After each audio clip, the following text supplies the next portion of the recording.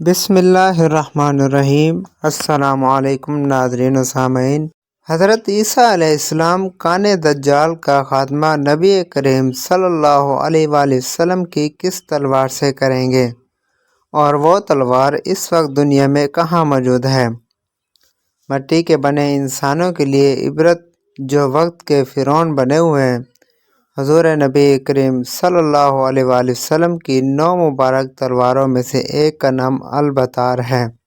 یہ تلوار سرکار دو عالم نبی اکرم حضرت محمد صلی اللہ علیہ وآلہ وسلم کو یثرب کے یہودی قبیلے سے مال غنیمت کے طور پر حاصل ہوئی۔ اس تلوار کو سیف الانبیاء، نبیوں کی تلوار بھی کہا جاتا ہے۔ اس تلوار پر حضرت داؤد علیہ السلام، حضرت سلیمان علیہ السلام، حضرت ہارون علیہ السلام، حضرت یحییٰ علیہ السلام، حضرت زکریا علیہ السلام، حضرت یحییٰ علیہ السلام، حضرت عیسیٰ علیہ السلام اور حضرت محمد صلی اللہ علیہ وآلہ وسلم کے اسماء مبارک کنندہ ہیں۔ یہ تلوار حضرت داؤد علیہ السلام کو اس وقت مال غنیمت کے طور پر حاصل ہوئی جب ان کی عمر 20 سال سے بھی کم تھی۔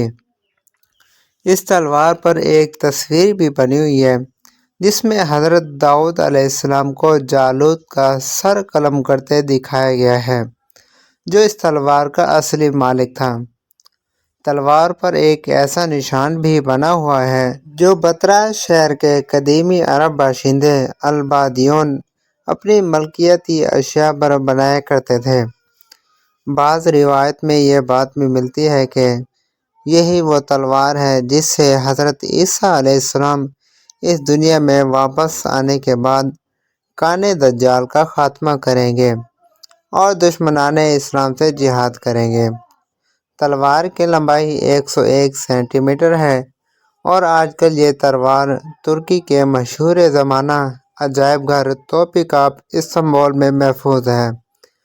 دجال کے خاتمے کے بعد حضرت عیسیٰ علیہ السلام اسی حال میں ہوں گے کہ اچانک اللہ تعالیٰ کی طرف سے ان کے پاس یہ وحی آئے گی کہ میں نے ایسے بندے پیدا کیے ہیں جن سے لڑنے کی قدرت اور طاقت کوئی نہیں رکھتا۔ تم میرے بندوں کو جمع کر کے کوہ طور کی طرف لے جاؤ اور ان کی حفاظت کرو۔ پھر اللہ تعالیٰ یاجوج ماجوج کو ظاہر کرے گا جو ہر بلند زمین کو پھلانگتے ہوئے اتریں گے اور دوڑیں گے۔ ان کی تعداد اتنی زیادہ ہوگی کہ ان کی سب سے پہلی جماعت بحر طبریہ سے گزرے گی جو اس کا سارا پانی پی جائے گی۔ پھر جب اس جماعت کے بعد آنے والی جماعت وہاں سے گزرے گی تو بحر طبریہ کو خالی دیکھ کر کہے گی کہ اس میں کبھی پانی تھا ہی نہیں۔ اس کے بعد یاجوج ماجوج آگے بڑھیں گے یہاں تک کہ جبل خمر تک پہنچ جائیں گے جو بیت المقدس کا ایک پہاڑ ہے، اور ظلم و غارت گری، اذیت رسانی اور لوگوں کو پکڑنے قید کرنے میں مشغول ہو جائیں گے، اور پھر کہیں گے کہ ہم نے زمین والوں کو ختم کر دیا، چلو آسمان والوں کا خاتمہ کر دیں۔ چنانچہ وہ آسمان کی طرف اپنے تیر پھینکیں گے اور اللہ تعالیٰ ان کے تیروں کو خون آلود کر کے لوٹا دے گا تاکہ وہ اس بھرم میں رہیں کہ ہمارے تیر واقعتاً آسمان والوں کا کام تمام کر کے واپس آئے ہیں۔ گویا اللہ تعالیٰ کی طرف سے انہیں ڈھیل دی جائے گی، اور یہ احتمال بھی ہے کہ وہ تیر فضا میں پرندوں کو لگیں گے اور ان کے خون سے آلودہ ہو کر واپس آئیں گے۔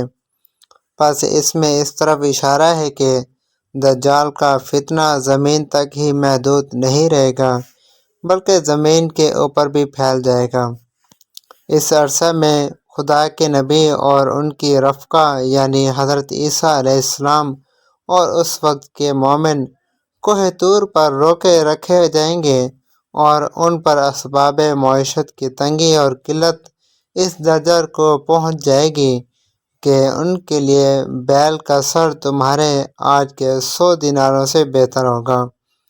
جب یہ حالت ہو جائے گی تو اللہ کے نبی عیسیٰ علیہ السلام اور ان کے ساتھی یاجوج ماجوج کی ہلاکت کے لیے دعا جاری کریں گے۔ بس اللہ تعالیٰ ان کی گردنوں میں ناگف یعنی کیڑے پڑ جانے کی بیماری بھیجے گا، جس سے وہ سب یک باری اسی طرح مر جائیں گے جس طرح کوئی ایک شخص مر جاتا ہے۔ یعنی ناگف کی بیماری کی شکلیں ان پر خدا کا قہر اس طرح نازل ہوگا کہ سب کے سب ایک ہی وقت میں موت کے گھاٹ اتر جائیں گے۔ اللہ کے نبی اور ان کے ساتھی اس بات سے آگاہ ہو کر پہاڑ سے اتر آئیں گے اور انہیں زمین پر ایک بالشت کا ٹکڑا بھی ایسا نہیں ملے گا جو یاجوج ماجوج کی چربی اور بدبو سے خالی ہو۔ اس مصیبت کے دفع کے لیے حضرت عیسیٰ علیہ السلام اور ان کے ساتھی اللہ تعالیٰ سے دعا کریں گے۔ تب اللہ تعالیٰ اونٹ کی گردن جیسی لمبی گردنوں والے پرندوں کو بھیجے گا جو یاجوج ماجوج کی لاشوں کو اٹھا کر اللہ تعالیٰ کی مرضی ہوگی اٹھا کر پھینک دیں گے۔ ایک اور روایت میں یہ ہے کہ وہ پرندے ان لاشوں کو فہبل میں ڈال دیں گے۔ فہبل یہ دراصل ایک جگہ کا نام ہے جو بیت المقدس کے علاقہ میں واقع ہے۔ دوسرے معنی گڑھے کے ہیں اور ایک معنی پہاڑ سے گرنے کے بھی ہیں۔ اور مسلمان یاجوج ماجوج کی کمانوں، تیروں اور ترکشوں کو 7 سال تک چلاتے رہیں گے۔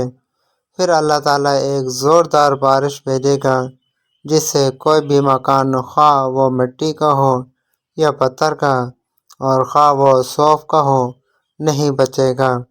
وہ بارش زمین کو دھو کر آئینے کی طرح صاف کر دے گی۔ پھر زمین کو حکم دیا جائے گا کہ اپنے پھلوں یعنی اپنی پیداوار کو نکال اور اپنی برکت کو واپس لا۔ چنانچہ زمین کی پیداوار اس وقت اس قدر بابرکت اور باافراط ہوگی کہ 10 سال سے لے کر 40 آدمیوں تک کی پوری جماعت ایک انار کے پھل سے سیراب ہو جائے گی۔ اس انار کے چھلکے سے لوگ سایہ حاصل کریں گے۔ نیز دودھ میں برکت دی جائے گی، یعنی اونٹ اور بکریوں کے تھنوں میں دودھ بہت ہوگا، یہاں تک کہ دودھ دینے والی ایک اونٹنی لوگوں کی ایک بڑی جماعت کے لیے کافی ہوگی۔ دودھ دینے والی ایک بکری آدمیوں کی ایک چھوٹی سی جماعت کے لیے کافی ہوگی۔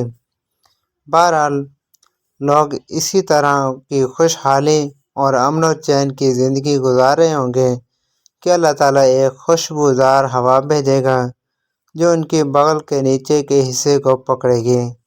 یعنی اس ہوا کی وجہ سے ان کی بغلوں میں درد پیدا ہوگا اور پھر وہ ہوا ہر مومن اور ہر مسلمان کی روح قبض کر لے گی اور صرف بدکار اور شریر لوگ دنیا میں باقی رہ جائیں گے جو آپس میں گدھوں کی طرح مخلط ہو جائیں گے، اور انہی لوگوں پر قیامت قائم ہوگی۔ اور پوری روایت کو مسلم رحمۃ اللہ علیہ نے نقل کیا ہے۔